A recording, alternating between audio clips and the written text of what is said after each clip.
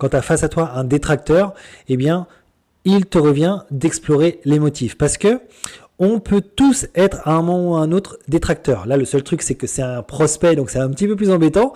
Mais sache qu'on a tous des motifs qui font que on va être plutôt favorable à une entreprise ou une décision et au contraire moins favorable à d'autres. On va explorer aujourd'hui en catégorisant les motifs en tant que légitimes ou illégitimes.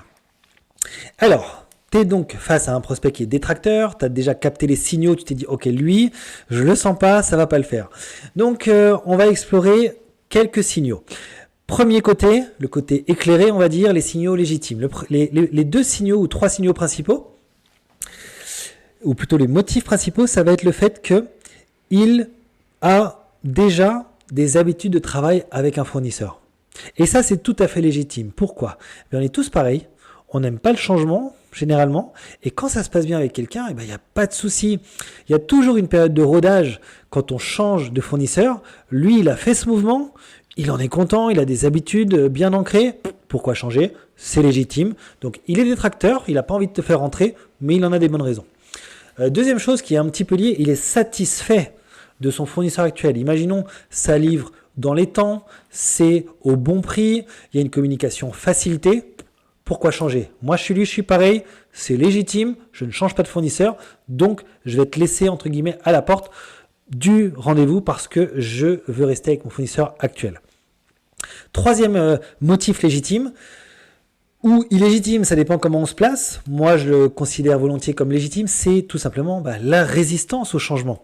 Changer, c'est difficile. Changer, c'est un risque. On sait, comme on dit, on sait ce qu'on a, on ne sait pas ce qu'on va avoir par la suite.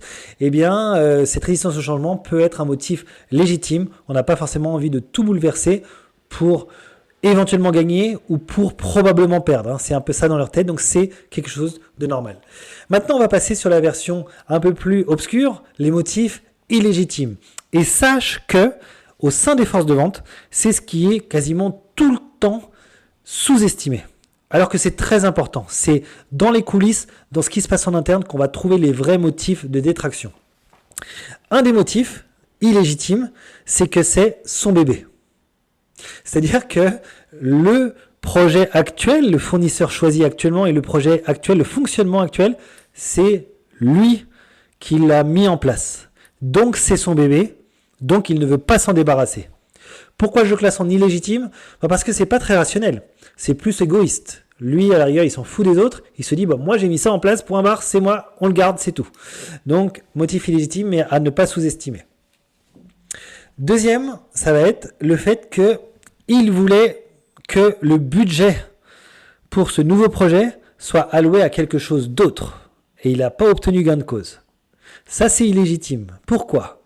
Par exemple, lui, il avait demandé une formation à sa hiérarchie qui lui a été refusée pour cause de budget.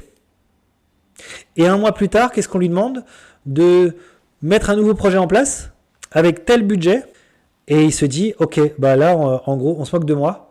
Donc, on ne me considère pas dans l'entreprise. Donc, je vais mettre des bâtons dans les roues dans ce nouveau projet. Parce que moi, quand j'ai fait ma demande, on m'a squeezé. Donc ça, tu vois, c'est quand même assez légitime. C'est égoïste comme raisonnement, mais ça arrive aussi dans le business. Enfin, troisième, c'est toujours côté interne, un conflit avec le management. Ça, faut pas non plus le sous-estimer.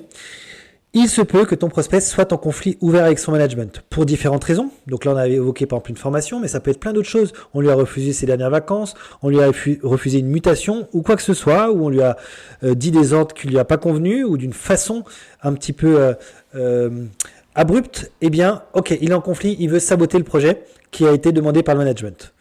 Donc tu vois, garde en tête qu'il y a deux types de motifs. Il y a deux types de motifs, ceux qui sont légitimes et ceux qui sont illégitimes. À toi d'explorer tout ça au maximum de tes possibilités. Ça te permettra d'avoir une compréhension globale de ce qui se passe dans l'entreprise et dans ce qui se passe dans la tête de ce prospect.